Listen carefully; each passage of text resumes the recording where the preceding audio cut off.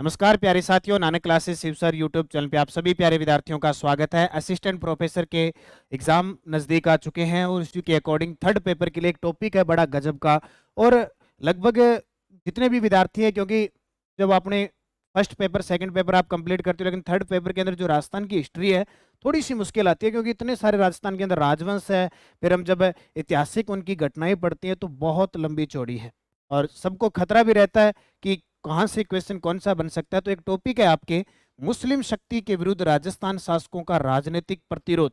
हालांकि 1000 से लेकर 1800 ईस्वी तक की बात कही गई है, फिर भी उसमें कुछ शासक है जैसे कान्नड़ देव जालोर का शासक, मालदेव और चंद्रसेन मारवाड़ के शासक, रावल रतन सिंह चित्तौड़ का शासक था, हमीर देव चौहान रणथंभौर का शासक था और महाराणा प्रताप मेवाड़ के शासक थे।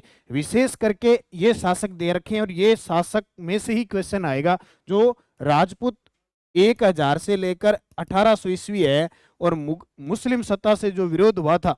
मुस्लिम सत्ता का मतलब जैसे कान्हड़ देव का अलाउद्दीन खिलजी के साथ, मालदेव का शेर शाह सूरी है, अकबर है चंद्रसेन का अकबर के साथ, रतन सिंह का अलाउद्दीन खिलजी के साथ, हमीर देव चौहान का अलाउद्दीन खिलजी के साथ और महाराणा प्रताप का अकबर के साथ।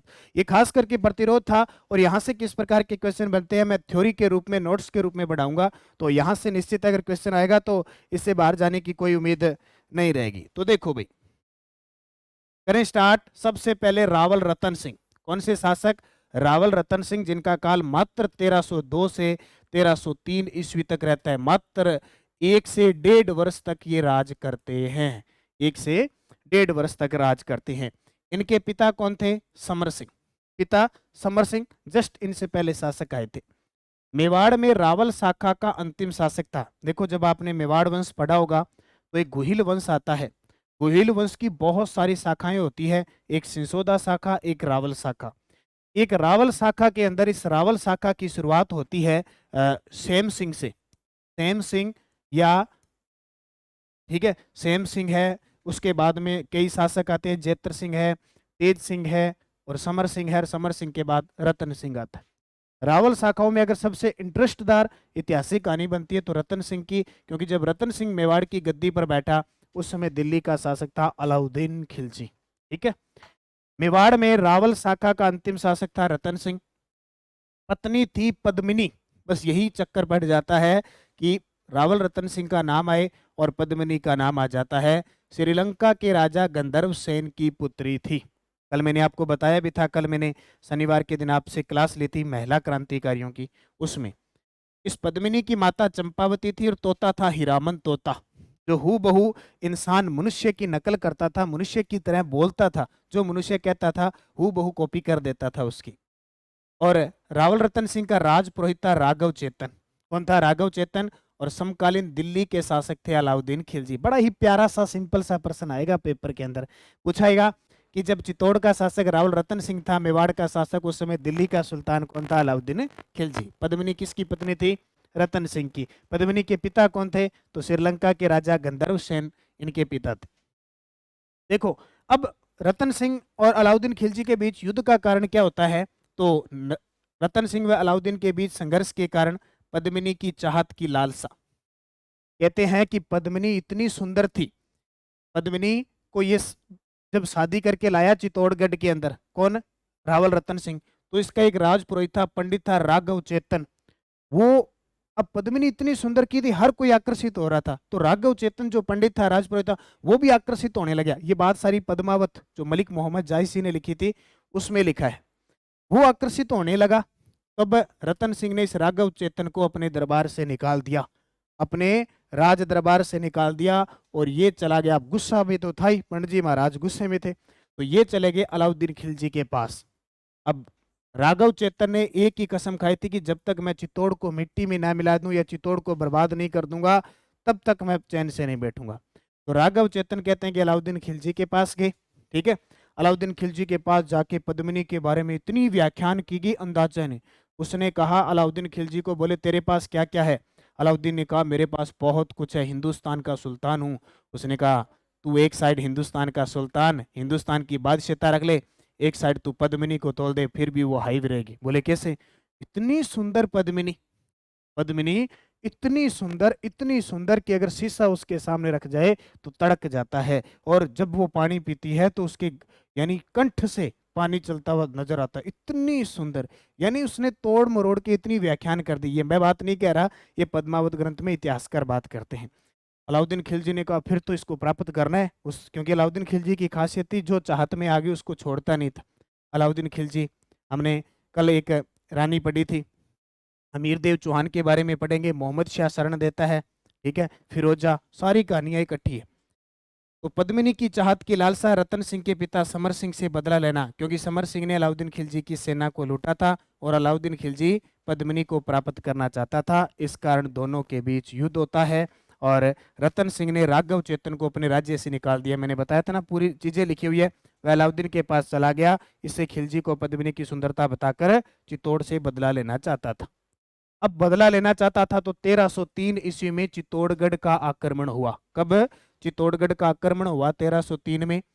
चित्तौड़ का राजा रतन सिंह था, रानी पद्मिनी थी, सेनापति थे गोरा और बादल। ये गोरा और बादल कौन थे? ये पद्मिनी के चाचा थे गोरा तो, और भतीजा थे बादल। ये दोनों किसके साथ आए थे? पद्मिनी के साथ आए थे। दिल्ली का शासक था अलाउद्दीन खिलजी, इनके बीच युद्ध होता है। इस युद्ध में रावल रतन सिंह मारे जाते हैं, रानी पद्मिनी जौहर करती है। क्या करती है? जौहर करती है। और गोरा व बादल लड़ते हुए वीर गति को प्राप्त हुए। और इसमें कहते हैं कि पद्मिनी 1600 महिलाओं के साथ जौहर करती है। और पद्मिनी को प्राप्त करने की जो लालसा थी वो अलाउद्दीन खिलजी की धरी रह जाती है। अब देखो, कहते हैं कि 28 जनवरी 1303 को अलाउद्दीन खिलजी ने घेरा डाला और 26 अगस्त 1303 को दुर्ग जीत लिया। यानी लगभग 7 से 8 माह का घेरा था। घेरे का मतलब क्या होता है कि जितने भी दुर्ग है ना वो पहाड़ियों के ऊपर बने हुए पहाड़ियों के ऊपर बने हुए हैं। तो होता क्या था, अब मान लो ये दुर्ग है, ठीक है, ये चित्तौड़गढ़ का दुर्ग है। आपको पता ये भी है कि चित्तौड़गढ़ का दुर्ग चित्रकूट पहाड़ी पे स्थित है, मेसा के बडार पे है। जब भी कोई शत्रु आक्रमण करता था तो इसको चारों तरफ से घेर लेता था और चारों तरफ से उसके सारे रास्ते बंद कर देता था। और दुर्ग चित्तौड़गढ़ तो गढ़ तो चित्तौड़गढ़, बाकी सब गढ़िया गंभीरी और बेड़च नदी के संगम पर है। इतना ऐसा दुर्ग जिसमें खेती भी होती थी, लोग भी रहते थे, सैनिक भी रहते थे और राजा ऐसो आराम से रहता था, तो बाहर आने की जरूरत नहीं थी। यानी ऐसी कंडीशन थी कि अलाउद्दीन खिलजी ने इसको घेरा डाल लिया। 8 महीने तक इतना रसद सामग्री थी कि आराम से चल गया था। अब देख लो आप, तो ऐसे घेरा डाला जाता है। जब फिर सारे रास्ते बंद हो जाते हैं या कोई सेनापति क्या करता है, विश्वासघात करता है, तो फिर जो सैनिक है, राजा है, वो केसरिया करते हैं, मरने मिटने की सौगंध खाते हैं भी, मरने से अच्छा है वीरगति को प्राप्त हो। फिर इनकी जो महिलाएं हैं वो अपनी स्त्रीत्व को बचाने के लिए जौहर करती है। ज्यादातर अग्नि में जौहर होता है, एक हुआ था रणथंभौर में जल जौहर, ठीक है। तो गोरा व बादल लड़ते हुए वीरगति को प्राप्त हुए, पद्मिनी ने क्या कर लिया? जौहर। देखो, गोरा पद्मिनी के चाचा थे, बादल पद्मिनी के भाई थे, श्रीलंका के स्वेल द्वीप के निवासी थे। एक एक डिटेल यहाँ लिखी हुई है। मेवाड़ व चित्तौड़ का ये प्रथम शाखा था। पूछे, चित्तौड़ का प्रथम शाखा 1303 में रानी पद्मिनी ने जौहर किया, रावल रतन सिंह शासक थे और अलाउद्दीन खिलजी ने आक्रमण किया, सेनापति थे गोरा व बादल, ठीक है। उसके बाद देखो, अलाउद्दीन ने चित्तौड़ दुर्ग पर अधिकार कर लिया और इसका नाम खिजराबाद रख दिया। क्या नाम रख दिया? खिजराबाद। अलाउद्दीन खिलजी ने बहुत सारे दुर्गों के नाम बदले हैं। रावल शाखा का अंतिम शासक था रतन सिंह। और ये पॉइंट नोट करना भी बहुत इंपॉर्टेंट चीजें हैं। जब अलाउद्दीन खिलजी ने चित्तौड़गढ़ दुर्ग को जीत लिया, उसका नाम रखा खिजराबाद और वहां का प्रशासक नियुक्त कर दिया अपने पुत्र खिजर खां को। अलाउद्दीन की मृत्यु 1316 के बाद खिजर खां दिल्ली चला गया और चित्तौड़ कन्नड़ देव के भाई मालदेव, मुछाला मालदेव को सौंप दिया। ये जितनी भी मैंने जानकारी बताई है, जानकारी के स्रोत पद्मावत मलिक मोहम्मद जायसी ग्रंथ है, बड़ा ही गजब का। और शेर शाह सूरी के समय 1540 में लिखा गया था। और एक फिल्म भी आई थी, पद्मावत फिल्म भी आई थी, ठीक है, पद्मावत फिल्म आई थी, काफी विवादों में रही थी क्योंकि उसमें बहुत सारी चीजें नए अब उस समय नहीं थी, उन चीजों को दिखाया गया था, इसलिए विवादित थी। ध्यान रखना, डॉक्टर दशरथ शर्मा एकमात्र ऐसे इतिहासकार थे जो रानी पद्मिनी को ऐतिहासिक पात्र मानते हैं। इस युद्ध को वास्तविक वर्णन खजाइनुल फतू जो अमीर खुसरो ने लिखा था उस ग्रंथ में मिलता है। तो क्लियर हो गया, रावल रतन सिंह। उसके बाद हम पढ़ते हैं मालदेव। मालदेव, अब देखो मालदेव, मालदेव मारवाड़ का शासक था। कहाँ का शासक था? मारवाड़। मैं यहाँ पे उन्हीं शासकों को पढ़ रहा हूँ जो आपके सिलेबस में दे रखे हैं, और सिंपल सा प्रश्न एक दो आ जाएगा यहाँ से। 1531 में गद्दी पर बैठा और 1562 में इसकी मृत्यु हो जाती है, यानी 31 दूना कितने होते हैं? 62 होते हैं। इतना राज किया। इसे मारवाड़ का आदर्श शासक मानते हैं मालदेव को। इसकी पत्नी थी उमादे और एक स्वरूप दे। उमादे जो जीवन भर इससे रूठ गई थी शादी से पहली रात को ही, ठीक है, और तारागढ़ दुर्ग में रही थी। राज्यभिषेक हुआ इसका सोजत पाली। देखो जब मालदेव शासक बना था ना, गद्दी पे बैठा था, उस समय इसकी स्थिति अच्छी नहीं थी। ऐसी स्थिति अच्छी नहीं थी। कोई दो तीन परगने इसके पास थे, जैसे खास करके सोजत, इसका राज्यभिषेक वहां हुआ। और ये ऐसा शासक था, खानवा युद्ध हुआ था ना जब, राणा सांगा ने 17 मार्च 1527 को खानवा का युद्ध लड़ा बाबर के साथ। इस युद्ध में मारवाड़ का शासक था गांगा। उसने अपने पुत्र पुत्र का नाम था मालदेव, 4000 सेना लेकर भेजी थी। बोले जा राणा सांगा की सहायता कर। इसका जो बाप कह सकते हैं पिता था गांगा, वो नशेड़ी था, नशा करता था, नशे में धुत रहता था, ठीक है। तो मालदेव को एक दिन गुस्सा आया, बोले न तो ये कुछ करता है ना बात, इसलिए अपने पिता को मार दिया। कलंक जरूर लग गया, लेकिन अपने नशेड़ी बाप को इसने मार दिया। तो मालदेव की बात करें तो मालदेव के समकालीन दिल्ली का शासक पहले हुमायूं था, क्योंकि देखो 1531 में गद्दी पर बैठा। फिर शेर शाह सूरी आ गया, क्योंकि हुमायूं को भगा दिया। चौसा का युद्ध 1539 और बेलग्राम का युद्ध, कनौज का युद्ध 1540 में। और शेर शाह सूरी 1545 में खुद मारा जाता है, मर गया। अकबर आता है उसके बाद में 1556 में। तो तीन मुगल इसने समकालीन दिल्ली के शासकों का काल देखा। बीकानेर के शासक थे उस समय राव जेत सिंह। राव जेत सिंह और चंद बिट्ठू सुजा, इनको भी ये मार देता है। अबुल फजल व चारण साहित्य में मालदेव को भारत के शक्तिशाली राजाओं में से एक बताया जाता है। यानी अबुल फजल जो अकबर का नवरत्न था, और चारण साहित्य के अंदर मालदेव को कहते हैं कि उस समय भारत का शक्तिशाली राजा था ये। अबुल फजल, निजामुद्दीन, फारसी इतिहासकारों ने इन्हें हसमत वाला शासक कहा है। देखो जब भी मालदेव की बात आती है, मालदेव की बात आती है तो एक प्रश्न आता है कि हसमत वाला शासक, हसमत वाला शासक, 52 युद्धों का विजेता, अपने पिता को मारने वाला, यानी मारवाड़ का पितरहंता कौन? मालदेव। याद रह जाएगा। इसके बाद देखो बदायूनी था एक, बदायूनी नाम सुना है आपने, जिसने हल्दी घाटी के युद्ध को गोगुंदा का युद्ध कहा था। भारत का महान पुरुषार्थी राजकुमार और 52 युद्धों का विजेता। ये इतिहासकार है, अपने अपने समय में जैसे इन्होंने पढ़ा, इन्होंने उनको संज्ञा दे दी। फिर देखो कि जब मालदेव गद्दी पर बैठा, बैठते समय इसके पास एक तो सोजत की परगना था और एक जोधपुर, ये दो ही था। राज्यभिषेक इसका सोजत में होता है। निर्माणकर्ता, इसने मालकोट के किले का निर्माण करवाया, इसने सोजत का दुर्ग बनवाया, इसने पोकरण का किला बनवाया, इसने सारण व रिया का किला बनवाया, और इसे भादरा जोन का किला बनवाया। ये कुछ किले हैं जिनका निर्माण मालदेव ने किया था।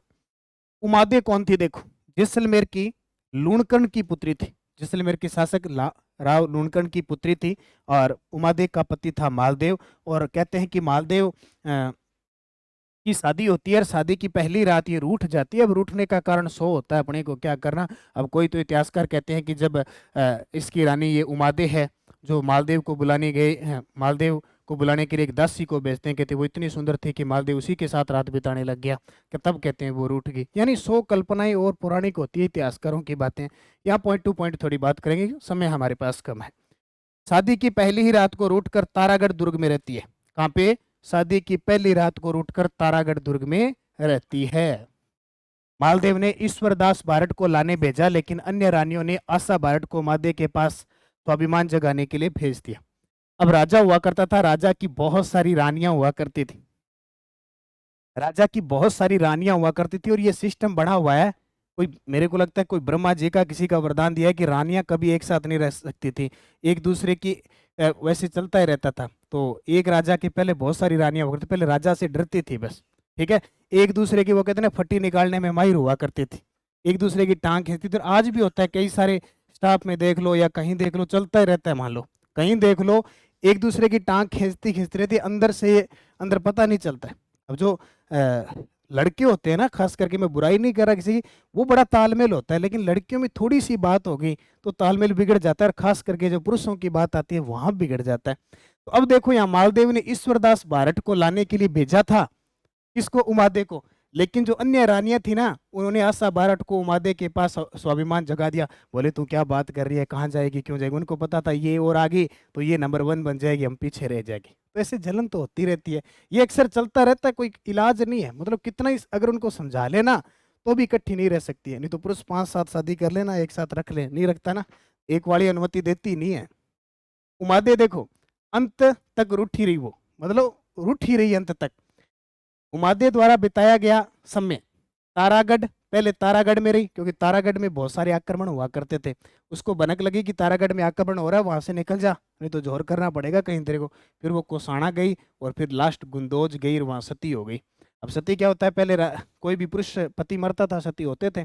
अगर पति पास में नहीं है, अगर पति पास पास में मृत्यु हो जाती है, वो पत्नी थी पास में, तो उसकी चिता के साथ ही होता था सती। वरना अगर नहीं है तो उसकी किसी पगड़ी के साथ है या कोई वस्तु के साथ वो क्या होते, सती होते थे, जिसको आमरण अनुमरण प्रथा कहते हैं। तो 1562 में अनुमरण प्रथा के तहत मालदेव की मृत्यु के बाद उसकी पगड़ी के साथ है सती हो गई। कौन है, उमादेव। उसके बाद देखो भाई,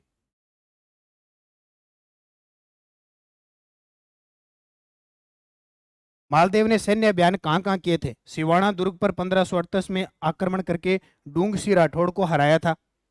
जालोर शासक सिकंदर खां पर विजय प्राप्त की थी। मेड़ता के जयमल पर विजय प्राप्त की थी। नागौर के मोहम्मद खां को हराया था और भादरा जोड़ पर अधिकार किया था, क्योंकि 52 युद्धों का विजेता हसमत वाला शासक उसे कहा जाता है। अब क्या होता है, मालदेव एक महत्वाकांक्षी शासक था, तो जाहिर सी बात आसपास के क्षेत्रों को जीते जीतेगा, तो उसने निशाना बनाया अपने ही परिवार रिश्तेदार पाहिबा साहिबा के युद्ध 1541 में। बीकानेर के शासक राव जेत सिंह, ये रिश्तेदार था, शायद ये मौसी का लड़का था, पता नहीं कौन था। जोधपुर का शासक मालदेव था और सेनापति थे जेता और कुंपा। ये बड़े प्रसिद्ध सैनिक थे दोनों ही, जेता और कुंपा। ये जब जब मालदेव के साथ रहे तब तब मालदेव विजयी होकर आता था। बीकानेर का शासक था राव जेत सिंह, उसका पुत्र एक तो भीम था और एक कल्याणमल था। अब सीधी सी बात है, मालदेव ताकतवर था, जीत गया और हार गया। जेत सिंह युद्ध में मारा गया। ये जो राव जेत सिंह है, ये युद्ध में मारा जाता है बीकानेर का। और इसके पुत्र सहायता के लिए शेरशाह सूरी के पास चले गए। ठीक है, क्योंकि उस समय शेरशाह सूरी था, 1540 से 1545 तक दिल्ली का सुल्तान था शेरशाह सूरी, अफगान जो। तो ये दोनों भीम और कल्याणमल सहायता लेने के लिए, एक तो बीकानेर का राज्य किसने ले लिया, मालदेव ने, ऊपर से इसके पिता को मार दिया, तो बोले शेरशाह सूरी के पास चलते हैं, उससे सहायता लेके अपना बीकानेर वापस लेंगे और अपने पिता का बदला लेंगे। मालदेव ने बीकानेर पर अधिकार कर लिया और कुंपा को प्रशासक बना दिया। जेता और कुंपा, आजकल ये प्रश्न आने लगे कि जब जीतने के बाद प्रशासक किसको बनाते, कुंपा को। हुमायूं का जोगी तीर्थ जोधपुर में मालदेव ने स्वागत किया। अब होता क्या है कि हुमायूं 1540 में कन्नौज या बिलग्राम का युद्ध हारने के बाद भाग जाता है, और भाग जाता है तो शेरशाह सूरी उसका पीछा करता है। कम शेरशाह सूरी नहीं होता है। आपने एक सुना होगा कि हिंदुस्तान का एक बादशाह आया था, एक दिन का बादशाह, जिसने चमड़े के सिक्के चलाए थे, वो निजाम भिश्ती था। उसने हुमायूं की जान बताई थी। हुमायूं ने कहा इंशाअल्लाह अगर मैं वापस हिंदुस्तान का बादशाह बना तो तुझे एक दिन की गद्दी मैं जरूर दूंगा। और उसने वास्तव में, हुमायूं बड़ा दयालु गजब का था, 7 दिन 7 रंग के कपड़े पहनता था, ज्योतिषी में विश्वास करता था और अपने भाइयों को उसने साम्राज्य बांटा था। लेकिन लिवरपूल ने उसके बारे में कहा कि हुमायूं जीवन भर लड़खड़ाता रहा और लड़खड़ाने से उसकी मृत्यु हो गई। ये बात कही जाती है, लेकिन फिर भी वो इतना दयालु कि उसने उसको बनाया था बादशाह। तो जब कहते हैं कि शेरशाह सूरी, जब हुमायूं भाग रहा होता है तो शेरशाह सूरी ने मालदेव को पत्र लिखा, बोले हुमायूं भाग रहा है तो उसे पकड़ के मुझे सौंप दे। लेकिन मालदेव ने ऐसा नहीं किया, ऐसा द्रोह नहीं किया। और कहते हैं कि जोगी तीर्थ जोधपुर में उसका स्वागत किया। तब शेरशाह सूरी को गुस्सा आया और उसने आक्रमण कर दिया मालदेव पर, और वो युद्ध कहलाया गिरी सुमेल का युद्ध, 5 जनवरी 1544। ये जेतारण का युद्ध भी इसे कहते हैं। ये स्थान पाली में है, अब ये चेंज हो जाएंगे जिलों के हिसाब से, हो सकता है ब्यावर में चला जाए। फिलहाल की कंडीशन में ये पढ़ना है। गिरी सुमेल का युद्ध मालदेव और शेरशाह सूरी के बीच हुआ। शेरशाह सूरी के सेनापति जेता और कुंपा, मालदेव के सेनापति जेता और कुंपा थे। और इधर शेरशाह सूरी के सेनापति थे ख्वास खां, ईसा खां, जलाल खां जलवानी। पीछे से सेना लेकर आया था। और सहयोगी देखो, कल्याणमल और भीम और वीरमदेव मेड़तिया, इन्होंने शेरशाह सूरी का सहयोग किया था। ठीक है, जेता और कुंपा, ये युद्ध है ना, कहते हैं कि शेरशाह सूरी इतना घबराया हुआ था और मालदेव से कहते हैं कि 1 महीने तक अपनी सेना लेके खड़ा रहा। बोले अगर जो शासक मुझे टक्कर दे सकता है और मेरे कहने पर हुमायूं को नहीं रोक सकता, इसका मतलब वो ताकतवर है। कि उसने कहा कि कहीं दिल्ली गद्दी न छीन जाए। 1 महीने तक दोनों की सेना खड़ी रही, लेकिन बाद में उसने जाली नोट फेंका। जाली नोट का मतलब पत्थर लिखा, इसको मालदेव को, बोले शिविर के अंदर लगा दिया। जेता और कुंपा हमारे साथ मिल चुके हैं, अब तेरे को कभी भी वो धोखा दे सकते हैं, कभी भी धोखा दे सकते हैं। कहते हैं कि मालदेव ने इन पर विश्वास नहीं किया, रातों रात अपनी सेना लेके चला गया। जब सुबह देखा तो जेता और कुंपा ने देखा सारी सेना चली जा चुकी है, इनके पास इनके कुछ सहयोगी थे, थोड़ी सी सेना थी। कहते हमारे पास हमारे ऊपर कलंक तो लग ही गया, क्योंकि शेरशाह सूरी ने पत्र में क्या लिखा, अरे मालदेव, तू जिन सेनापतियों पर विश्वास करता है, तेरे ताकतवर सेनापतियां जो तेरे साथ युद्ध लड़ने के लिए तैयार, तू विश्वास करता है, मैंने उनको मेरी तरफ मिला लिया लालच दे के। सुबह जब युद्ध होगा तो वो हमारे साथ लड़ेंगे, तेरे साथ नहीं। मालदेव ने देखा ये से क्या हो सकता है, मालदेव ने उन पर विश्वास नहीं किया और मालदेव अपनी सेना लेके भाग गया। मालदेव अपनी सेना लेके चला गया, कहीं विश्वासघात न कर दे। और जब जेता कुंपा सुबह उठते हैं तो उन्होंने देखा कि शिविर सारी खाली पड़ी है, सारे गए। फिर इनको पता लगा कि मालदेव यहाँ से चला गया, उसने आप पे इस प्रकार का लांछन लगाया। तब जेता और कुंपा ने कहा हमारे ऊपर ये लांछन तो लग ही चुका है विश्वासघात का, अब हम युद्ध करेंगे और युद्ध या तो जीतेंगे या फिर वीर गति को प्राप्त होंगे। ऐसे थे जेता और कुंपा। अब ये युद्ध होता है, देखो इनके पास बहुत ही कम सेना होती है। शेरशाह सूरी ने हाजी खान नागौरी को मालदेव के पास जाली नोट लेकर भेजा, जिसे मालदेव ने जेता व कुंपा के साथ विश्वासघात किया और भागकर सिवाना दुर्ग में चला गया। अभी मैंने सारी कहानी बता दी। शेरशाह ने जोधपुर का प्रशासक है खवास खां को बना दिया, फिर आ गया प्रशासक खवास खां को बना दिया। अब यहाँ पता क्या होता है, शेरशाह सूरी, देखो मालदेव की सेना नहीं होती है, फिर भी इतनी मुश्किल से जीतता है, इतनी मुश्किल से जीतता है। और जीतने के बाद पता क्या कहता है कि मैं मुट्ठी भर बाजरे के हिंदुस्तान की बादशाह को, मैं मुट्ठी भर बाजरे के लिए हिंदुस्तान की बादशाहता खो देता, ये बात कही। बरनी की तारीख फिरोज शाही में अब्बास का सिरवानी लिखता है, देखो अब ये पीछे लिखा है ना कि ये सेना लेके कौन आया था,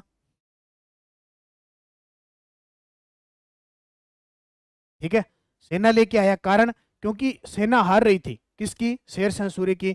तब शेरशाह सूरी ने कहा कि अल्लाह अब की बार बचा ले, अब की बार ऐसा नहीं करूंगा, बड़ी मुश्किल से जीत पाता है। और लास्ट में मालदेव शेरशाह सूरी की मृत्यु 1545 के बाद वापिस जोधपुर पर अधिकार कर लेता है। खुद मालदेव की मृत्यु होती है 1562 में। क्लियर हो गया मालदेव। इसके बाद में इसका पुत्र आता है जिसका नाम होता है राव चंद्र सेन।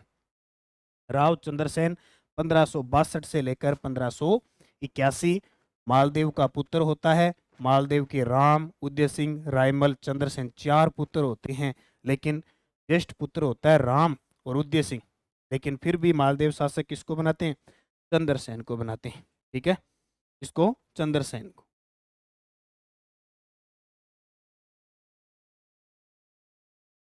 माता देखो चंद्रसेन उत्तराधिकारी बना, माता थी जाली रानी स्वरूप दे। परगने देखो, अब राम क्या है कि परगने बांट दिए मालदेव ने। राम को गुंदोज पाली मिला, उदय सिंह को फलोदी मिला और रायमल को सिवाना मिला, जबकि चंद्रसेन मारवाड़ का बना शासक। लेकिन इससे दोनों भाई संतुष्ट नहीं थे। कौन कौन, राम और उदय सिंह संतुष्ट नहीं थे, बोले हमें तो गद्दी चाहिए। क्या चाहिए, हमें तो सारा डिपार्टमेंट चाहिए, टोटल जितना है वो हमें दे दो।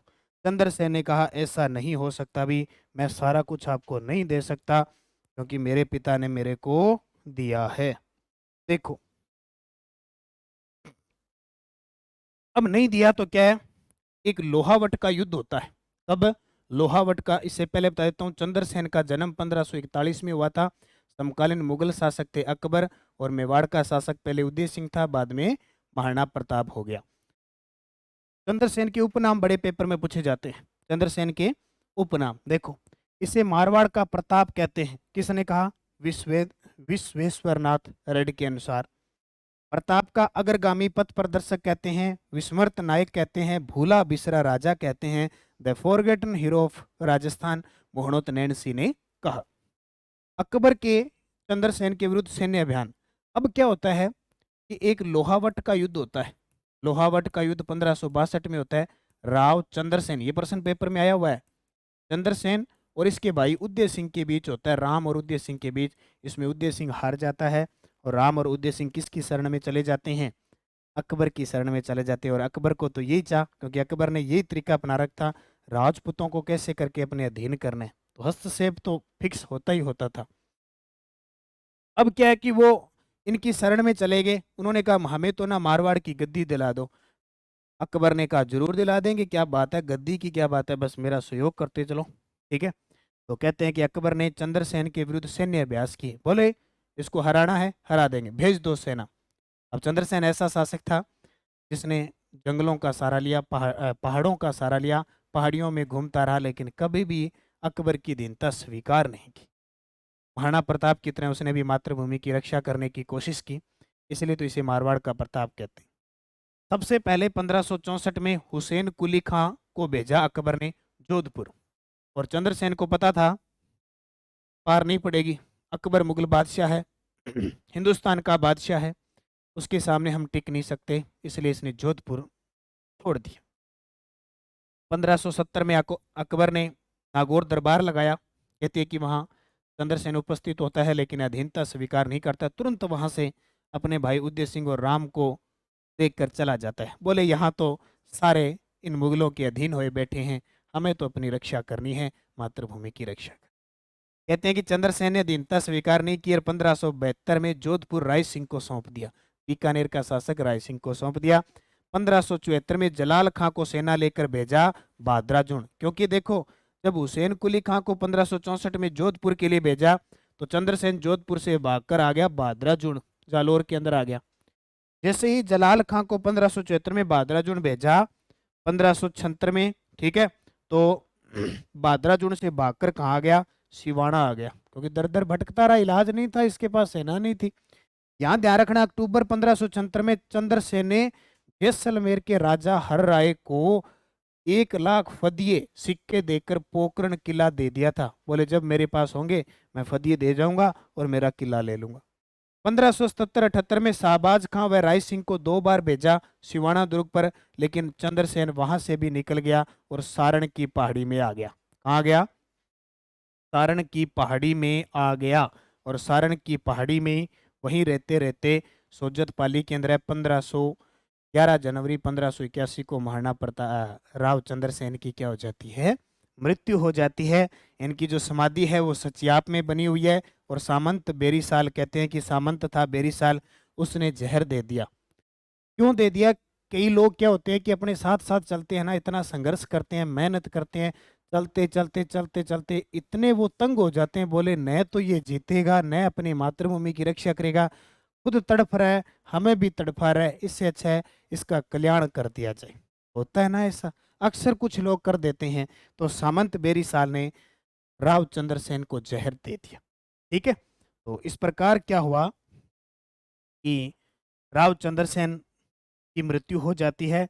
अकबर ने नागौर दरबार लगाया था 1570 में। 3 नवंबर 1570 को नागौर में एक शुक्र तालाब का निर्माण करवाया था, और सबसे पहले वहां अधीनता स्वीकार की थी हर राय जैसलमेर, कल्याणमल बीकानेर, सुरजन सिंह हाड़ा हड़ौती के, और राम व उदय सिंह, इन सब ने 1570 के नागौर दरबार में अकबर की अधीनता स्वीकार कर ली। जोधपुर को 1581 से 1583 तक खालसा घोषित कर दिया गया। अब चंद्रसेन ऐसे प्रथम राजपूत शासक थे जिन्होंने रणनीति में दुर्ग के स्थान पर जंगल व पहाड़ी क्षेत्रों को अधिक महत्व दिया। सारण लेख पाली में सती प्रथा की जानकारी मिलती है जो चंद्रसेन से संबंधित थे, और कहते हैं कि घोड़े पर सवार प्रतिमा सारण लगी है। सारण जो सोजत के अंदर है वहां प्रतिमा लगी है। तो ये कौन हो गए? चंद्रसेन। उसके बाद आते हैं अमीर देव चौहान। जो जो मैंने पोस्टर पर दिए हैं, जो आपके सिलेबस में शासक हैं, उनकी सबकी चर्चा कर लूंगा मैं एक साथ। और निश्चित है अगर इन शासकों से एग्जामिनर ने क्वेश्चन उठाया तो इससे बाहर आपको नहीं मिलेगा। देखो, हमीर देव चौहान 1282 से लेकर 1301 ईस्वी तक गद्दी पर बैठा। और गद्दी कौन सी? रणथंबोर। जब जब इतिहास में हमीर देव चौहान का नाम आता है तब रणथंबोर दुर्ग की आन बान शान का प्रतीक हमीर देव चौहान। ठीक है, 1282 से 1301। पिता जय सिंह, इनका दूसरा नाम जेतर सिंह या जय सिम्बा भी मिलता है अलग अलग बुकों में। माता हीरा देवी, पत्नी रंग देवी, पुत्री पद्मला और गुरु थे राघव देव। दरबारी कवि थे विजयादित्य और हमीर का ग्रंथ था सिंगारहार। हमीर का ग्रंथ कौन सा था? सिंगारहार। देखो इतना अच्छा शासक था कि अपने पिता की याद में 32 वर्ष इसके पिता ने शासनकाल किया था। उनकी याद में 32 खंभों की छतरी बनाई और अपने पिता की इस छतरी के नीचे बैठकर ही न्याय करता था, इसलिए इसे न्याय की छतरी भी कहते हैं। अब हमीर अपने हट के लिए प्रसिद्ध था, यानी जो वचन दे दिया उसने, हट पकड़ दिया, वो करके उसने दिखाया। तो हमीर हट था और शरणागतों का रक्षक था। हमीर ने कोटियजन यज्ञ करवाया था जिसका राजपुरोहित विश्वरूप था। कोटियजन यज्ञ करवाया था जिसका राजपुरोहित विश्वरूप था। हमीर ने अपने जीवन में 17 युद्ध लड़े। अपने जीवन में 17 युद्ध लड़े और 17 में से वो 16 तो जीता, लेकिन एक हार गया 1301 में अलाउद्दीन खिलजी, वही विश्वासघात के कारण। अब यहां से एक प्रश्न बनता है, दिल्ली सल्तनत में सबसे पहले गुलाम वंश आता है 1206 से 1290 और उसके बाद आता है खिलजी वंश। और खिलजी वंश में पहला शासक आता है जलालुद्दीन खिलजी 1290 से 96। और फिर आती है AK-47 यानी अलाउद्दीन खिलजी 1296 से 1316। उसने जिस जिस दुर्ग की तरफ AK-47 चलाई, यानी कहने का मतलब आक्रमण किया, तब तक उसकी चालाकी से, राजनीति की चतुरता से उसने राजाओं को हराया था। तो अमीर व जलालुद्दीन के बीच युद्ध हुआ 1290 ईस्वी में। रणथंबोर दुर्ग का शासक अमीर था और दिल्ली का शासक जलालुद्दीन खिलजी था। ये युद्ध अमीर जीत जाता है और ये हार जाता है। ये जो जलालुद्दीन खिलजी बुढ़ा होता है वैसे, ठीक है, आपने पद्मावत फिल्म पद्मावत फिल्म देखी होगी, उसमें दिखाया जाता है, ठीक है। तो उसमें क्या होता है कि जलालुद्दीन खिलजी बार बार आक्रमण करता है लेकिन जीत नहीं पाता है। बार बार देखो 1290 से 92 तक कई बार जलालुद्दीन ने आक्रमण किया लेकिन जीत नहीं पाया। और बाद में पता है क्या कहा इसने? निराश, हताश वगैरह होके इसने कहा कि ऐसे 10 दुर्गों को मैं मुसलमानों के एक बाल के बराबर नहीं समझता। क्या कहा? ऐसे 10 दुर्गों को मैं मुसलमानों के एक बाल के बराबर नहीं समझता। जलालुद्दीन द्वारा जाहिन दुर्ग पर बार बार आक्रमण किया लेकिन असफल रहा। इन आक्रमणकारों में हमीर का सेनापति गुरदास सैनी मारा गया। नोट कर लेना, इन आक्रमणों में हमीर का सेनापति गुरदास सैनी मारा गया। तो पूछ ले प्रश्न आ जाए कि हमीर देव चौहान का कौन सा सेनापति जलालुद्दीन खिलजी के विरुद्ध मारा गया था? गुरदास सैनी। ठीक है, ये जाहिन दुर्ग क्या समान है? ये रणथंबोर दुर्ग का छोटा भाई, क्या कहते हैं, रणथंबोर दुर्ग की कुंजी है, यानी छोटा सा दुर्ग था। फिर देखो, तो ये मैंने बता दिया कि हार के बाद हताश होकर जलालुद्दीन खिलजी कहता है कि ऐसे 10 दुर्गों को मैं मुसलमानों के एक बाल के बराबर नहीं समझता। और रणथंबोर दुर्ग के बारे में रणथंबोर अबुल फजल ने क्या कहा कि अन्य सभी दुर्ग नंगे हैं जबकि ये बख्तर बंद है। अलाउद्दीन जेके का मतलब जलालुद्दीन खिलजी के बाद 1296 में अलाउद्दीन खिलजी गद्दी पर बैठा। अब क्या है कि अलाउद्दीन खिलजी बड़ा खतरनाक था, अपने आप को द्वितीय सिकंदर कहता था। और जलालुद्दीन खिलजी इसका ससुर भी था और चाचा भी था। तो इसने कहा कि बुढ़ा न तो कुछ करता है, न तो जीतता है, न मेरे को गद्दी पर बैठने देता है। ये जलालुद्दीन खिलजी की हत्या कर देता है और 1296 में गद्दी पर बैठ जाता है। अब बात आई है, दो बड़े शासकों की सीमा टकराने लगी। यानी सीमा टकराने का मतलब क्या हुआ? आपने कभी देखा होगा सांड देखे हैं ना, सांड आपने, ये हमारी भाषा में गोदा कहाँ, ठीक है। कहीं भी दो मिल जाए, रास्ते में दो मिल गए, फूं फां करने लग जाते हैं इतने खतरनाक तरीके से। और खास करके गाड़ी वाले, कोई मोटरसाइकिल खड़ा हो रहा, बड़ा खतरा पैदा हो जाता है छोटे बच्चों का तो खास करके। जब आपस में एक उधर खड़ा रहे एक इधर, उनके सींग अड़ने लग जाते हैं, बोले या तो तू रहेगा या मैं रहूंगा, एक ही होता था, या तू या मैं, ठीक है। अब इधर हमीर देव चौहान क्या करता है कि दिल्ली की तरफ अपनी सेना भेजने लग जाता है, यानी इसकी सीमा दिल्ली से टकराने लगती है। और जो अलाउद्दीन खिलजी होता है उसकी सीमा, उसने कहा जलालुद्दीन खिलजी नहीं जीत पाया, मैं जीत के दिखाऊंगा। ऐसे कैसे नहीं जीत पाया, ठीक है। तो दोनों के सींग अड़ गए। और भी कारण है देखो, अमीर व अलाउद्दीन खिलजी के बीच संघर्ष के कारण, एक कारण तो ये हो गया सींग अड़ने लगे। एक कारण सबसे खतरनाक था जो पेपर में भी आता है, क्या है कि अलाउद्दीन खिलजी की बेगम थी चिमना बेगम। कौन थी? चिमना बेगम। और अलाउद्दीन खिलजी का सेनापति था मोहम्मद शाह। अब मोहम्मद शाह से बड़ा प्रेम करता था वो हर बात उसको बताता था, यानी कहने का मतलब सब काम दाम करता था। और इधर इसकी बेगम थी चिमना बेगम, उसको भी बहुत प्रिय थी। अब वो भी प्रिय और वही प्रिय, इतना ज्यादा प्रिय हो गया, इतना मीठा हो गया, इतने मीठे हो गए कि दोनों में प्रेम हो गया। ठीक है, यानी अलाउद्दीन खिलजी की जो बेगम थी चिमना बेगम और अलाउद्दीन खिलजी का जो सेनापति था मोहम्मद शाह, उन दिनों दोनों के बीच प्रेम हो गया।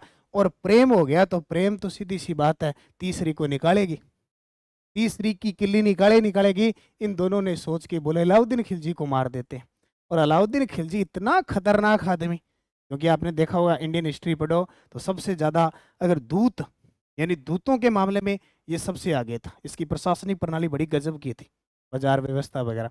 तो इसको भनक लगी, बोले टपकाएंगे तेरे को, छोड़ेंगे नहीं। इसने इसके मोहम्मद शाह को समझा दिया, बोले जो पीछे हो गया सो हो गया, तू मेरा प्रिय सेनापति है, ऐसा नहीं करना, और तू कहीं ऐसा कर दे मैं तेरे को एक बार छोड़ रहा हूँ। अब प्रेम हो गया, प्रेम दीवाना होता है, जिसके चित चढ़ गया चढ़ गया, अब कुछ ही नहीं कर सकते। मोहम्मद शाह इन्होंने प्लानिंग बनाई, लेकिन अलाउद्दीन खिलजी ने इसको मारने के लिए सैनिक लगा दिए। अब इस मोहम्मद शाह को सैनिक लगा दिए, एक मंगोल सेनापति था ये। तो ये भाग के चला गया मीरदेव के पास, बोले शरण और तो क्या देगा। अब आज वाली तो बात है नहीं कि भाग के चले गए, कहीं बस पकड़ ली, ट्रेन पकड़ ली, हवाई जहाज पकड़ ली, वो तो है नहीं। हिंदुस्तान सारा अलाउद्दीन खिलजी का, कहाँ तक जाएगा, छोड़ेगा नहीं अलाउद्दीन खिलजी। बोले एक ही कारण है, अमीर देव चौहान के पास चलते हैं। ये कहते हैं कि मोहम्मद शाह और इसके साथ होता है केबरू, केबरू है जिसको बिचौलो है, नहीं बिचौलो। आजकल तो मोबाइल है, सीधा इंस्टाग्राम वगैरह जुड़ जाते हैं, पहले पत्र व्यवहार का काम होता था, एक दूसरे ने जाके बताना लो तो नहीं बिचौलो बोन तो। ये बरूर दोनों भाग के गए इसके पास, हमीर देव चौहान के पास, सारी कहानी बता दी। बोले हमीर जी हम तो ऐसा कांड करके आ गए, अब बचा लो, बचाना है तो चलो। अमीर ने कहा आप मेरे शत्रु के अपराधी हो, मैं आपको शरण दूंगा और वचन देता हूँ आपको कुछ नहीं होने दूं। तभी तो वो शरणागतों का रक्षक है और अपने हट के लिए प्रसिद्ध है, क्योंकि उसके बारे में कहा जाता है कि सिंह सुहन सतपुरुष वचन कदली फलत एक बार, तिरिया तेल हमीर हट चढ़े न दूजी बार। ठीक है, ये इसके बारे में कहा जाता है। तो पहला कारण क्लियर हो गया। दूसरा कारण देखो, गुजरात अभियान के दौरान रणथंभौर बीच में आना। अब यहाँ दिल्ली है, यहाँ गुजरात है, बीच में रणथंभौर आता है। अब आने का मतलब ये थोड़ी है भी ये कोई स्कूल तो है नहीं कि पीछे की गली से निकल के लूट के ले आएंगे। ठीक है, साम्राज्य था पूरा रणथंभ, तो ये बीच में आ रहा था। अलाउद्दीन ने सोचा पहले इसको खत्म करते हैं। और जलालुद्दीन द्वारा रणथंभौर को जीत नहीं पाए थे, और हमीर द्वारा अलाउद्दीन खिलजी को क्या करना, राज्य कर नहीं देना, ये कुछ कारण थे। तो कारण क्लियर हो गया। ये प्रश्न मोहम्मद शाह वाला तो बहुत बार आता है। अब किल्ली अड़गी दोनों की और युद्ध हो गया, भी होना ही होना है, क्लियर है युद्ध होना ही है। तो युद्ध की कहानी देखो, 1299 ईस्वी का हिंदू घाटवाटी युद्ध होता है हमीर देव और अलाउद्दीन खिलजी के बीच। अमीर के सेनापति होते हैं भीम सिंह और धर्म सिंह, और अलाउद्दीन खिलजी के सेनापति होते हैं उलुग खां और नुसरत खां। जब दोनों की आपस में झड़प होती है, होती रहती है, कभी दुर्ग की दीवार गिरा दी, कुछ ही कर दी, क्योंकि उन्होंने रणथंभौर के किले को घेर लिया। अब दोनों में जब झड़प होती है ना, तो इस युद्ध में भीम सिंह मारा जाता है, इसका एक सेनापति मारा गया, और इधर से नुसरत खां मारा गया। दोनों का एक एक सेनापति मारा जाता है, नुसरत खां और भीम, दोनों की मृत्यु हो गई। इधर तो याद रखना कि उल्लू उड़ गया और नुसरत मर गया। उल्लू उड़ गया, चालाक था, उल्लू उड़ गया। अलाउद्दीन खिलजी का जाइन दुर्ग पर अधिकार हो गया, छोटा दुर्ग था। पहले राज सुल्तान क्या करते थे, बादशाह क्या करते थे, जो बड़ा दुर्ग होता है उससे छोटा दुर्ग होता था ना, पहले उस पर ट्राई मारते थे। अगर ये जीत लिया, और कैसे जीता उसको, फिर वो दूसरे पर प्रहार करते थे। तो इस पे किया, इसको जीत लिया, इसका मतलब जीते। जैन दुर्ग को रणथंभौर दुर्ग की क्या कहते हैं, कुंजी। अब आती है बात बड़े युद्ध की, मैन जो युद्ध होता है उसकी चर्चा होती है। इसको कहते हैं 11 जुलाई 1301 को रणथंभौर दुर्ग का साका हुआ। कब, रणथंभौर का दुर्ग का साका। अब युद्ध स्टार्ट होने वाला है, थोड़ा पानी पुनी पी लें, तैयार हो जाएं, क्योंकि युद्ध बड़ा खतरनाक होगा अभी। सारे तैयार हो जाओ, खाना खुना खा लिया होगा के ने, नहीं खाया तो तैयार हो जाओ, बैठ जाओ बस अपने वो ले लो, हाथ में कोई थाली, कोई बाटी, चम्मच उम्मच लेके तैयार हो जाओ।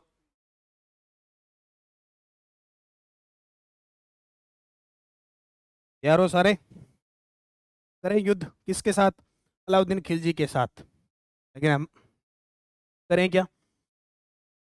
1301 की बात है, रणथंभौर दुर्ग का साका, हमीर देव चौहान और अलाउद्दीन खिलजी। हमीर देव चौहान की पत्नी होती है रंग देवी, पुत्री होती है पद्मला या देवल, और सेनापति होते हैं रणमल और रत्तीपाल और सुरजन शाह। ये तीनों ही विश्वासघात करते हैं। और अलाउद्दीन खिलजी की तरफ से उलुग खां आता है, क्योंकि नुसरत खां तो मारा गया। कमालुद्दीन गर्ग, और ये कमालुद्दीन गर्ग कमाल का सेनापति होता है, इतना चालाक होता है कि हर किसी को वश में कर लेता था। अब उसने वश में पता है किसको किया? ये जो रणमल रत्तीपाल है ना, ये इसके सेवादार होते हैं, यानी कह सकते हैं दुर्ग के रक्षक होते हैं। इनको बुला लिया। किसने? होता क्या था, मान लो दुर्ग को घेरा डाल दिया ना, तो 6-6 महीने साल साल दुर्ग का घेरा डालने रखे थे, तो राजा महाराजा ही वो सोचते थे यार समझौता कर लें यार, क्यों इतना लंबा चौड़ा क्यों बर्बाद करेंगे, क्योंकि रास्ते सारे बंद कर देते थे। जब समझौते के लिए आपस में आए ना, तो रणमल रत्तीपाल को भेजा कमालुद्दीन गर्ग के पास अमीर ने। कमालुद्दीन गर्ग ने इनको लालच दे दे, क्या दुर्गों के रक्षक बने हुए, क्या चौकीदार बने हुए, हमारे साथ हाथ मिलाओ, हमारे साथ हाथ मिलाओ, हम युद्ध जीत जाएंगे, दुर्ग जीत जाएंगे, आपको स्वामी बढ़ा देंगे, इतनी रानियां वगैरह आपकी होगी, क्या क्या सेवादार कर। अब आपको ये बताया कि इतना लालच आए, आजकल आपको पता है ना तस्करी होती है, चाहे किसी की किसी भी क्षेत्र की, लालच ही आता है। करोड़ों का माल, नाम लेते हैं कि करोड़ों का माल मिलेगा, लालच आ गया। दुर्ग का लालच होता था पहले, पैसे की कहानी नहीं थी। इनको कहा जीत जाएंगे, दुर्ग आपको दे देंगे। ये तैयार हो गए। बोले क्या करना है? बोले करना क्या है, इनको बाहर लाना है। तो इसने कहते हैं कि रणमल रोतीपाल ने जितनी भी रसद सामग्री होती है दुर्ग के अंदर, उसके अंदर पशुओं का जो हड्डियों का चूरा होता है वो मिला देते हैं, और जितना भी जल पेयजल होता है ना, उसके अंदर ये गौ का रक्त मिला देते हैं। अब कितने एक दिन, 4 दिन, 5 दिन, 10 दिन खाना खाए बगैर कितने एक दिन बंदा रह सकता है? ठीक है। सारे द्वार बाहर के गेट सारे बंद हो गए। ठीक है। अब इन्होंने सोचा हमीर देव चौहान ने, क्यों न अंदर ही अंदर बैठे मर जाएंगे, इससे अच्छा है शत्रु सेना से युद्ध लड़ें और लड़ते हुए वीर गति को प्राप्त हो। तब जाके ये सेना तैयार होती है, युद्ध लड़ती है। लेकिन अब भूखे प्यासे 15-15, 20-20 दिन हो गए, सैनिकों ने न खाया ना बात, घर में जो भी कोई बिस्कुट पड़े थे, कोई चने पड़े थे, सारे कुछ खा लिए, कुछ ही नहीं मिला। अब अपनी भूखे प्यासे, जैसे मान लो एक दिन महिला जो व्रत रखती है ना, शाम को बस ऐसे हो जाती है जैसे महीना हो गया व्रत रखे। तो उस कंडीशन में सैनिक चलते फिरते आते हैं, युद्ध लड़ते हैं, और युद्ध तो हारना ही था क्योंकि इतने दिन भूखे थे। 1 वर्ष के लंबे घेरे के बाद अमीर खुसरो का कहना था कि, यानी ये सी कंडीशन आ गई थी इस दुर्ग के अंदर है कि अंदर बाहर से कोई रसद सामग्री नहीं जा रही थी। इतने सैनिक, जो जनता थी वो तरस गई थी कि एक सोने, 2 सोने के दानों के बदले एक अनाज का दाना नहीं मिल रहा था। ये कंडीशन हो गई। तो देखो, 1 वर्ष के लंबे घेरे के बाद अमीर खुसरो का कहना था कि दुर्ग में सोने के 2 दानों के बदले चावल का एक दाना भी नसीब नहीं हो रहा था। इस तरह हमीर की हार हो जाती है, और हमीर की पत्नी व पुत्री रंग देवी जल जोहर करती है, एकमात्र ऐसा जोहर जो जल जोहर, और 1301 में होता है, और इस दुर्ग पर अधिकार हो जाता है अलाउद्दीन खिलजी का। भी ये भी ध्यान रखना भैया, अलाउद्दीन खिलजी का अधिकार हो जाता है। और अमीर खुसरो जब अधिकार हो जाता है ना, तो इसके बारे में फिर कहता है कि आज कुफ्र का गढ़ इस्लाम का घर हो गया। ये भी ध्यान रखना। ये युद्ध जीतने के बाद जल जोहर हो जाता है, और उलुग खां को इसका प्रशासक नियुक्त कर दिया जाता है। तो इस प्रकार कहानी किसकी खत्म हो जाती है? अमीर देव की। ठीक है। अब जानकारी के स्रोत याद रखो। जानकारी के स्रोत, नयन चंद्र सूरी ग्रंथ किसने लिखा? नयन चंद्र सूरी ने हमीर महाकाव्य ग्रंथ लिखा। चंद्रशेखर ने हमीर हट लिखा। जोधराज सारंगधर ने हमीर रासो लिखा। व्यास मांड ने हमीर रायण लिखा। और अमृत कैलाश ने हमीर मदमर्द यानी हमीर बंधन या प्रबंधन लिखा। ठीक है। इनसे इतनी सारी कहानी जानकारी मिलती है। तो ये हमीर क्लियर हो गए, चंद्रसेन क्लियर हो गए, मालदेव क्लियर हो गए, और रतन सिंह क्लियर हो गए। अगले देखो भी कौन आते हैं।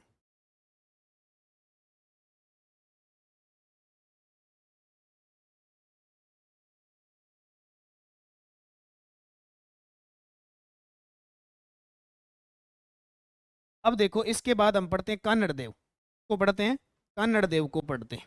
देखो,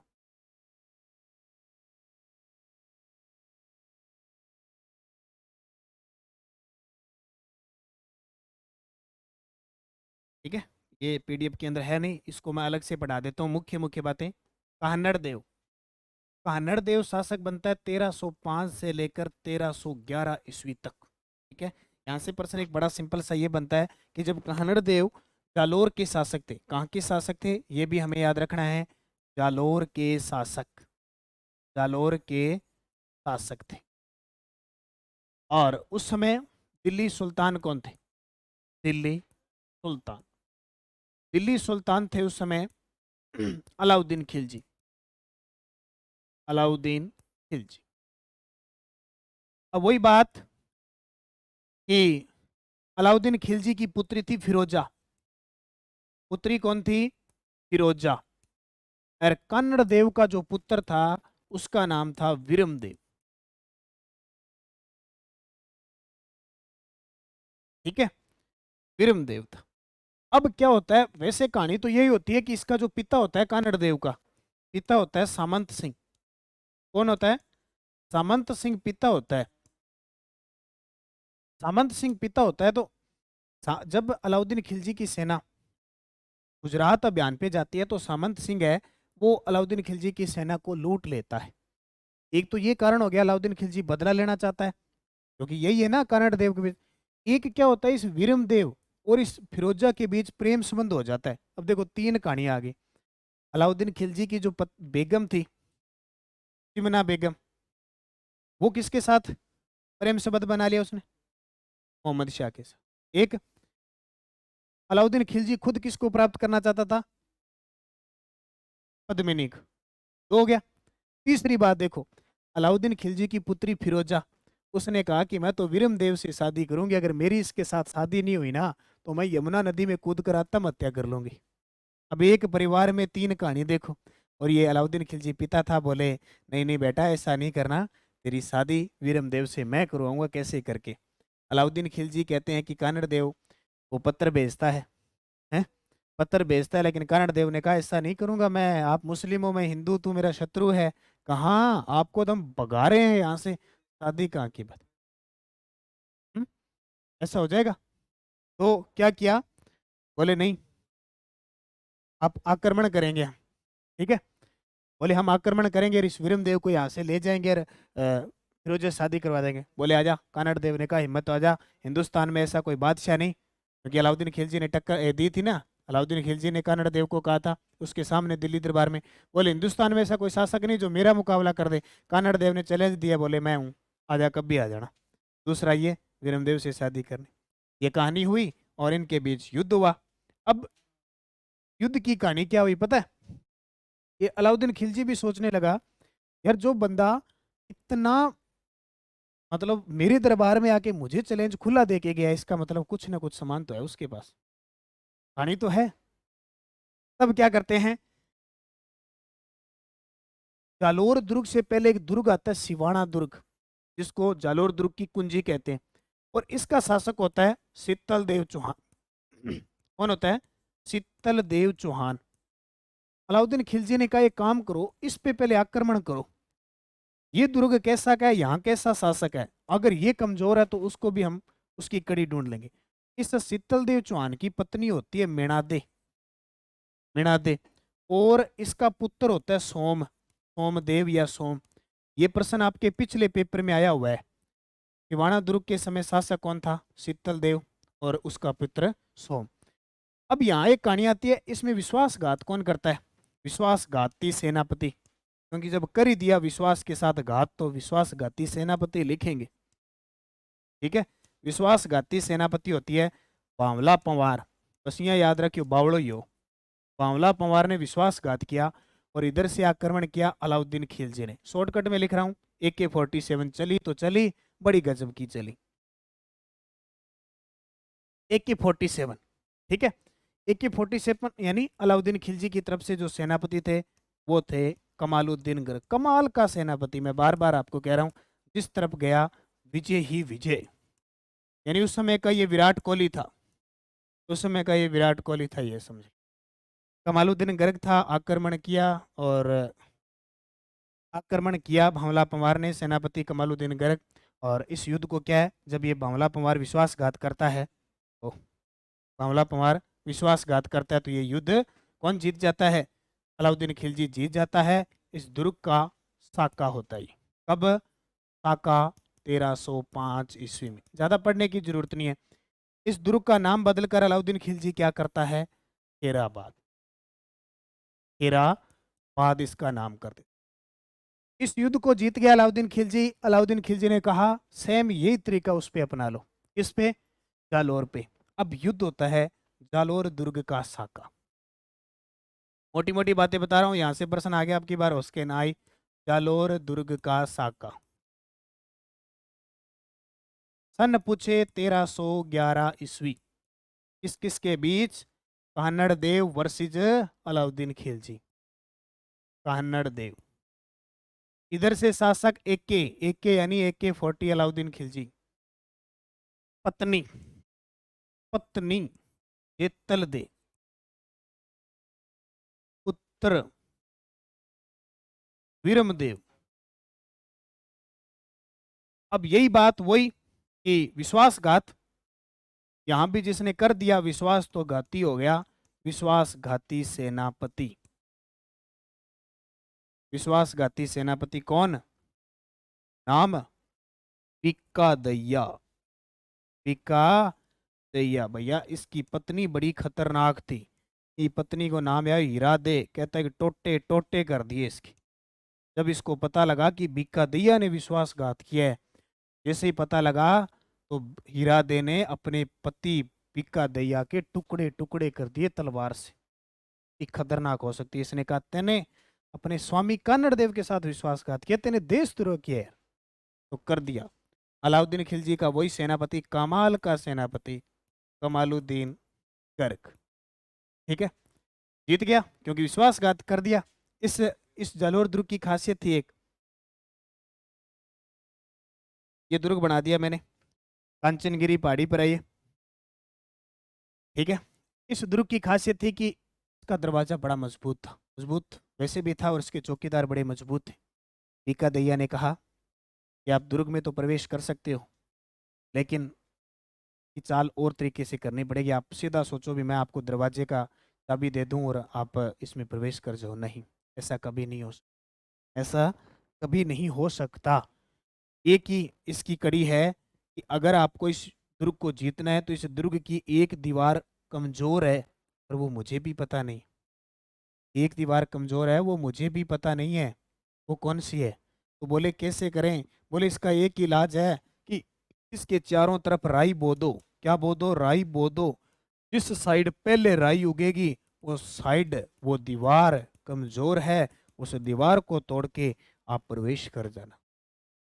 बोले ठीक है कर देंगे यह काम। कहते हैं कि राई के बीज बो दिए और जिस साइड पहले राई उगी वो दीवार कमजोर थी, उस दीवार को तोड़कर कमालुद्दीन गर्ग यानी शत्रु सेना अंदर प्रवेश करती है। और उस समय कान्हड़ देव वीरमदेव लड़ते लड़ते वीर गति को प्राप्त होते हैं और जेतल दे करती है जोहर। और ये युद्ध जीत कौन जाता है? ये युद्ध जीत जाता है कौन? अलाउद्दीन खिलजी। और इसका नाम रख देता है जलालाबाद। क्या रख देते हैं? जलालाबाद। इस प्रकार ये युद्ध किसके हाथ में आ गया? ये दुर्ग किसके हाथ में आ गया? अलाउद्दीन खिलजी के। और इसका प्रशासक बनाते हैं कमालुद्दीन गर्ग को। अब मैंने जो बात बताई है ना, यहां से दो बातें निकल के आई। बोले राई के उगने का संबंध, राई के उगने का संबंध किस दुर्ग से है? इससे।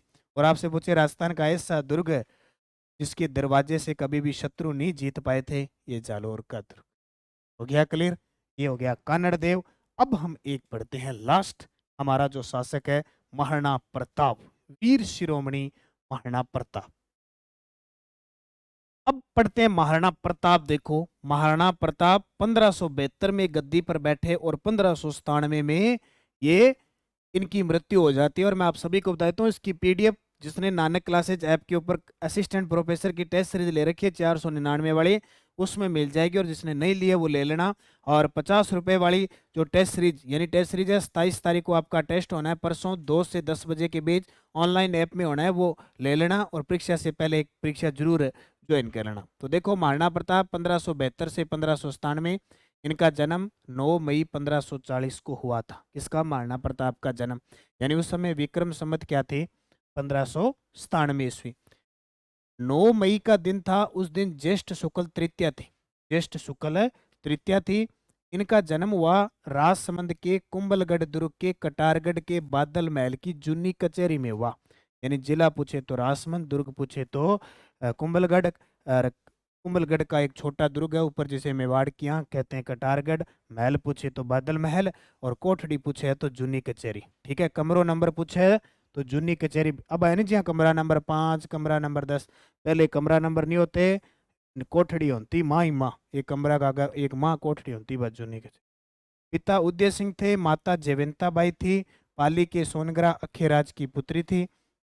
पत्नी आंगी अजबी अजबदेव पंवार राम रखा पंवार की पुत्री थी। इनका घोड़ा यार तेरो चेतक पर चालाओ, यानी चेतक, जिसका श्रृंगार अजबदेव पंवार करती थी। ठीक है। उपनाम देखो महाराणा प्रताप के उपनाम। किक्का, जंगलों में रहते थे ये, आदिवासी किक्का कहते थे। हिंदुआ सूरज, हिंद केसरी, मेवाड़ केसरी और हल्दी घाटी का शेर, इसको कहते? महाराणा प्रताप को। उदय सिंह रानी बटियाणी धीरबाई के कहने पर जगमाल को उत्तराधिकारी घोषित करते हैं। अब मैंने कहा था ना कि राजा महाराजाओं की पत्नियां बहुत हुआ करती थी, और वो कोई खास एक आधी पत्नी से प्रेम किया करता था, और उस पत्नी के कहने पे वो सारा कुछ करता था। खास करके अपने पुत्रों का उत्तराधिकारी चुनना होता था। तो उनकी एक रानी थी बटियाणी धीरबाई। उनके कहने पर उन्होंने जगमाल को उत्तराधिकारी घोषित कर दिया। हालांकि योग्य सीधी सी बात है, महाराणा प्रताप थे, लेकिन जो मेवाड़ी सामंत चाहते थे, उन्होंने कहा ये जगमाल हमें पसंद नहीं है, हमें तो पसंद महाराणा प्रताप है। ठीक है, महाराणा प्रताप है। अब उदय सिंह की मृत्यु हुई 28 फरवरी 1572 को गोगुंदा में। गोगुंदा कहाँ पे है? उदयपुर में। ठीक है।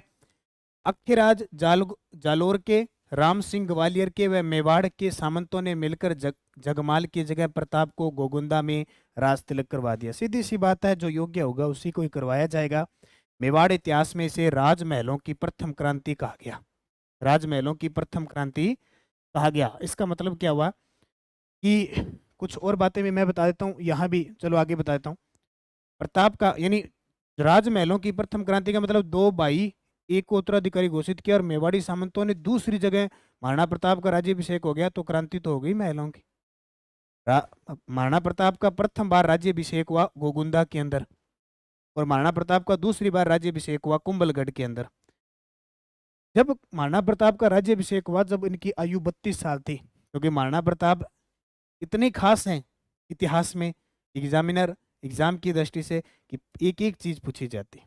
उनका जब जन्म हुआ, वो जब गद्दी पर बैठे 32 साल के थे, पूरी उम्र इन्होंने 57 साल के थे, जब उन्होंने शासन 25 साल किया था, 24 साल किया था, ये सारी चीजें क्लियर।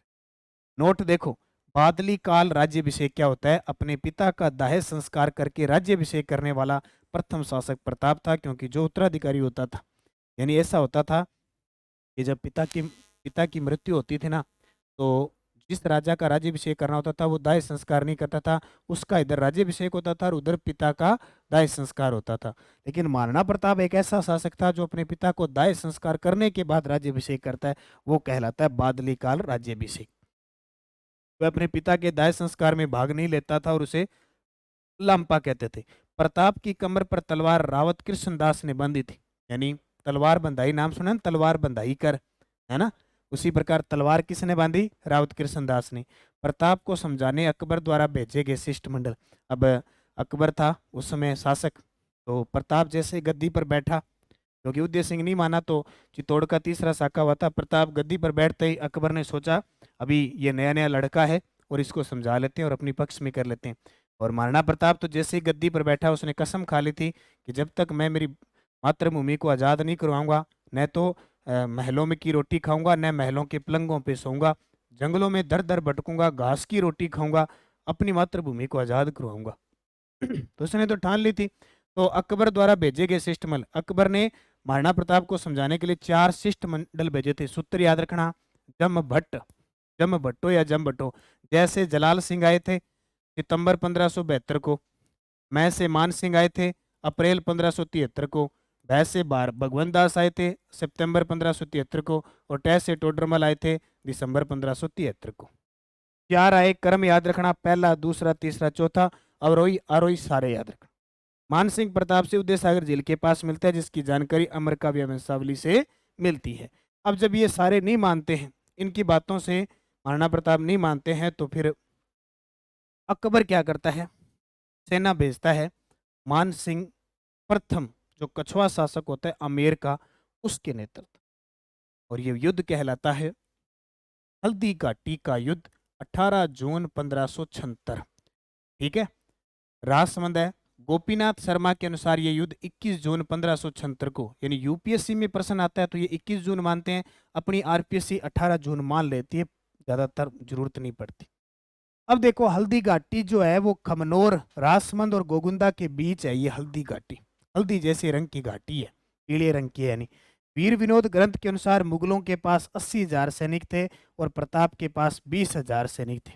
वीर विनोद ग्रंथ किसने लिखा था? श्यामल दास ने। उसके अनुसार जब ये युद्ध हुआ, इस युद्ध में महाराणा प्रताप के पास 20,000 और अकबर के पास 80,000 सैनिक थे। क्लियर हो गया? महाराणा प्रताप के पास 20,000 सैनिक, अकबर के पास 80,000 सैनिक। अब बात आती है कि जब ये युद्ध हुआ तो किसके पास कौन सैनिक थे? महाराणा प्रताप के पास था हकीम खां सूरी, जिसका मकबरा खमनोर में पड़ा है, एकमात्र मुस्लिम सेनापति जिसने हरावल दस्ते का नेतृत्व किया था। हरावल दस्ता क्या होता है? सेना की अग्रिम पंक्ति का नेतृत्व करना। जाला बिद्दा, इसी का नाम मन्ना है, यहाँ कंफ्यूज मत होना, मन्ना बिद्दा प्रताप का राज चिन्ह धारण किया था। जब महाराणा प्रताप का घोड़ा चेतक घायल हो गया था, मान सिंह के मर्दाना नामक हाथी के खंजर के सूंड के अंदर जहरीला खंजर था, जिससे चेतक घायल हो गया। चेतक घायल अवस्था में जब गिर गया तब महाराणा प्रताप संकट में आ गए। तब जब सैनिक आगे आए तब कहते हैं कि जाला बिद्दा या मन्ना महाराणा प्रताप को युद्ध से बाहर निकाल देते हैं और खुद राज चिन्ह धारण करते हैं। बाद में चेतक को लेके चले जाते हैं, चेतक की मृत्यु हो जाती है बलीचा में, जहां उनकी छतरी है। ठीक है, उसके बाद देखो जाला पुंजा भील सेनापति थे, इन्होंने चंदावल दस्ते का नेतृत्व किया। चंदावल होता है सेना की अंतिम पंक्ति। और इधर सेनापति देखो मुगलों की तरफ से, यानी अकबर की तरफ सैनिक थे, मान सिंह कमांडर था, अरावल दस्ते का नेतृत्व किया। आसफ खान जनरल था, मैत्र खां था, जगन्नाथ कछावा था और इतिहासकार बदायूनी था। अब इतना युद्ध हुआ, इतनी सैनिकों के साथ युद्ध होता है। कहते हैं कि पहले झटके के अंदर महाराणा प्रताप की सेना मुगल सेना का चकनाचूर कर देती है। यानी इतनी अफरा तफरी मच जाती है कि भगदड़ मच जाती है कि भागने लग जाती है, सेना तितर बितर हो जाती है। तब मैत्र खां ने सोचा, बोले इससे तो हम हार जाएंगे। तब इसने झूठी अफवाह फैला दी, बोले अरे लड़ो लड़ो, लड़ना है, खुद अकबर सेना लेके आ रहा है। यानी उस समय अकबर का नाम ही काफी था, जैसे कोई प्रधान का या नाम होता, अकबर का नाम ही काफी था और सेना में वापिस हौसला आ गया और युद्ध करने लग जाता। क्योंकि इधर महाराणा प्रताप के पास सेना कम थी और उधर सैनिक ज्यादा थे। उसके बाद देखो क्या होता है। और देखो राम सिंह ग्वालियर, बामाशाह, ताराचंद, जाला मान सिंह, सोनगरा मान सिंह, लूणकर्ण, ये सारे के सारे सैनिक किसके साथ थे? महाराणा प्रताप के पास थे। शुरुआती पड़ाव महाराणा प्रताप ने डाला मुलेला गांव के अंदर, जबकि मान सिंह ने पहला पड़ाव डाला था मांडलगढ़ में। अंतिम पड़ाव महाराणा प्रताप ने डाला लोसिंगा गांव राजसमंद में, जबकि अंतिम पड़ाव मान सिंह ने मुलेला राजसमंद में डाला। हल्दी घाटी युद्ध के समय प्रताप ने मुख्य नियंत्रण केंद्र के रूप में केलवाड़ा, राजसमंद व युद्ध के बाद कुंभलगढ़ दुर्ग को बनाया था। क्योंकि जब ये युद्ध होता है, क्या सेना मारी जाती है, महाराणा प्रताप के कुछ क्षेत्रों पर अधिकार कर लिया जाता है। क्योंकि अकबर का टारगेट होता है महाराणा प्रताप को जिंदा या मुर्दा पकड़ना। उसका टारगेट था कि जब तक मैं महाराणा प्रताप को जिंदा या मुर्दा नहीं पकड़ लूं, तब तक मैं हिंदुस्तान का बादशाह नहीं कहलाऊं। ठीक है, तो इस प्रकार नहीं पकड़ा जाता और फिर महाराणा प्रताप कहाँ चले जाते हैं? कुंभलगढ़ के अंदर। अब देखो थोड़ी थोड़ी बातें जैसे मैंने बता दी। प्रताप के घोड़े चेतक के घायल होने पर प्रताप को युद्ध से निकालकर राज चिन्ह धारण करता है जाला बिद्दा या मन्ना। बिद्दा या मन्ना एक ही बात है। चेतक प्रताप को बलीचा नामक स्थान पे ले जाता है, जहां उसकी मृत्यु हो जाती है और प्रताप कुंभलगढ़ में शरण लेता है। चेतक की छतरी बलीचा उदयपुर के अंदर बनी हुई। अब क्या होता है, एक ध्यान रखना, महाराणा प्रताप का एक भाई होता है जगमाल और शक्ति सिंह, ये दोनों अकबर की शरण में चले जाते हैं। तो जब प्रताप के दोनों भाई साथ मिल गए, लेकिन बलीचा नामक स्थान पर जब प्रताप का मुगल सेना ने पीछा किया था, उन्हें खदेड़कर प्रताप की सहायता की थी। अमर काव्य वंशावली ग्रंथ के अनुसार शक्ति सिंह प्रताप से मिला। अब देखो, अकबर इस युद्ध को पता है क्या कहते हैं? हाथियों का युद्ध भी कहते हैं, क्योंकि इसमें युद्ध किया था। अकबर की रणनीति में मैगजीन किले में बनाई थी। अकबर ने युद्ध की रणनीति कहाँ बनाई थी? मैगजीन के किले। प्रताप का शास्त्रागार था मायरा की गुफा। अब देखो, इस युद्ध में प्रताप का हाथी राम प्रसाद था और एक लूणा था। आपसे पूछिए, लूणा और राम प्रसाद महाराणा प्रताप की तरफ से लड़े, जबकि गजमुक्ता, गजराज, रनमदार और मर्दाना, मर्दाना मान सिंह का था। गजमुक्ता, गजराज, रनमदार ये मुगलों की तरफ से हाथी थे, मुख्य यानी नेतृत्व करने वाले। वैसे तो हाथी बहुत थे। महाराणा प्रताप का घोड़ा चेतक था और मान सिंह का घोड़ा था दावड़ा और पीर प्रसाद। ये पीर प्रसाद क्या था? अकबर ने महाराणा प्रताप का जो हाथी था राम प्रसाद, उसको लेकर उसका नाम रख दिया पीर प्रसाद, क्योंकि मुस्लिम था तो पीर प्रसाद रख दिया। महाराणा प्रताप के पास राम प्रसाद था। अकबर के हाथी का नाम था हवाई, हवा हवाई। ठीक है। नोट, हाथी के गले में जो टोंकरा टोंकरा वाद्य यंत्र बांधते थे। हुसैन खां कौन था? प्रताप की सेना का दरोगा था। युद्ध के बाद प्रताप कुंभलगढ़ को राजधानी बनाते हैं। प्रश्न आता है कि हल्दी घाटी युद्ध के बाद प्रताप कौन सी राजधानी बनाता है? कुंभलगढ़ को। और दिवेर युद्ध के बाद कौन सी बनाता है? चावंड को। अब देखो, अब ये युद्ध, वैसे युद्ध कोई जीतता नहीं है। हालांकि अकबर बहुत सारी क्षेत्र होते हैं, उन चौकियों पर अधिकार कर लेता है, और अकबर महाराणा प्रताप को नहीं पकड़ पाता, इसलिए युद्ध अनिर्णित मानते हैं इस युद्ध को। तो अकबर ने मेवाड़ पर नियंत्रण स्थापित हेतु 4 चौकियां स्थापित की। देबारी उदयपुर में, देसूरी पाली में, दिवेर राजसमंद में और देवल बांसवाड़ा में। और जब ये युद्ध हो जाता है तो बदायूनी इतिहासकार होता है, वो राजपूतों के खून से अपनी दाढ़ी को रंग देता है। ठीक है। और हल्दी घाटी युद्ध के बाद महाराणा प्रताप की राजधानी कुंभलगढ़ होती है, ये नोट करके रखना। इस युद्ध में आसफ खान ने जिहाद का नारा दिया था। इस युद्ध में जिहाद का नारा दिया। और मैतर खान ने जब मुगल सेना में भगदड़ मच गई थी, तब सेना का हौसला बढ़ाने के लिए अकबर के आने की अफवाह फैला दी। ये मैंने आपको बता दिया। डॉक्टर गोपीनाथ शर्मा इस युद्ध को अनिर्णित युद्ध की संज्ञा देते हैं। ठीक है। अबुल फजल ने इस युद्ध को खमनौर का युद्ध कहा। बदायूनी ने इस युद्ध को गोगुंदा का युद्ध कहा। श्रीवास्तव ने इसे बादशाह बाग का युद्ध कहा। इसको बनास का युद्ध भी कहते हैं, क्योंकि बनास नदी के किनारे लड़ा। इसे हाथियों का युद्ध भी कहते हैं और रक्त तलाई युद्ध भी कहते हैं। कहते हैं कि यहाँ इतना खून बहा था, इसलिए इसको रक्त तलाई युद्ध कहते हैं। और बदायूनी ने युद्ध का आंखों देखा संजीव वर्णन ग्रंथ मुंथक उत तवारीख में किया। 1576 में अकबर द्वारा उदयपुर पर अधिकार करके इसका नाम कर दिया गया मोहम्मदाबाद, क्योंकि जब वो जीत नहीं पाया था, 1576 की लड़ाई मान सिंह नहीं जीत पाया था, तो फिर खुद अकबर जाता है 1576 में, और वो भी अकबर को नहीं, महाराणा प्रताप को नहीं पकड़ पाता, और गुस्से में आकर उदयपुर का नाम मोहम्मदाबाद रख देता है। ठीक है। 1577, 78, 79 में 3 बार शाहबाज खां के नेतृत्व में सेना भेजी, लेकिन तीनों बार महाराणा प्रताप को नहीं पकड़ पाया। कौन? शाहबाज खां। हालांकि 1578 में इसने कुंभलगढ़ पर अधिकार कर लिया था। कुंभलगढ़ को कहते हैं मेवाड़ राजघराने की शरणस्थली कहते हैं। 1580 में पाली के भामाशाह द्वारा चूलिया ग्राम चित्तौड़गढ़ में 20,000 स्वर्ण मुद्रा देकर सहायता की, जिससे राणा का 25,000 सेना का 12 वर्ष तक का निर्वाह हुआ। तभी तो यहाँ से तो ये भामाशाह स्टार्ट हुआ है।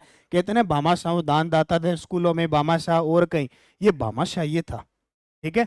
कौन था? पाली के भामाशाह ने महाराणा प्रताप को उस समय ये स्वर्ण मुद्रा दी, और अगले 12 वर्ष तक उसने अपनी सेना का निर्वाह किया। भामाशाह जाति ओसवाल, जन्म रणथंभौर में, हुआ निवास पाली। मेवाड़ का रक्षक दानवीर कहते हैं। टोड ने मेवाड़ के कर्ण की संज्ञा दी इनको। प्रताप ने महाशाहनरानी के जय भामाशाह को सेनापति बनाया। 1580 में अब्दुल रहीम खान खाना के नेतृत्व में सेना भेजी, लेकिन ये भी असफल रहा। लगातार महाराणा प्रताप को पकड़ने के लिए सेना भेजी, लेकिन असफल रहा। उसके बाद में एक युद्ध होता है दिवेर का युद्ध, अक्टूबर 1582। महाराणा प्रताप और अकबर के चाचा सुल्तान खां के बीच ये युद्ध होता है, और इस युद्ध में महाराणा प्रताप जीत जाते हैं।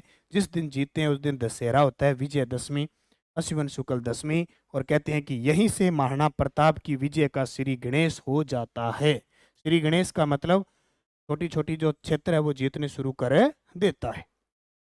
टोड ने इस युद्ध को मेवाड़ के मैराथन की संज्ञा दी थी। डॉक्टर दशरथ शर्मा ने प्रताप को मेवाड़ का सबसे सुयोग्य व प्रतापी शासक कहा।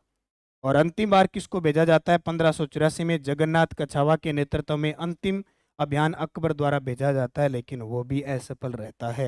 यानी कभी भी अकबर महाराणा प्रताप को पकड़ नहीं पाते हैं। और ये जो जगन्नाथ कछावा होता है, इसकी मृत्यु मांडलगढ़ में हो जाती है, वहां इसकी 32 खम्भों की छतरी है। फिर देखो 1585 में प्रताप ने लूणा चावंडिया को हराकर चावंड को अपनी राजधानी बना ली, जो 1597 ईस्वी तक 12 वर्ष रही। किसकी? महाराणा प्रताप की।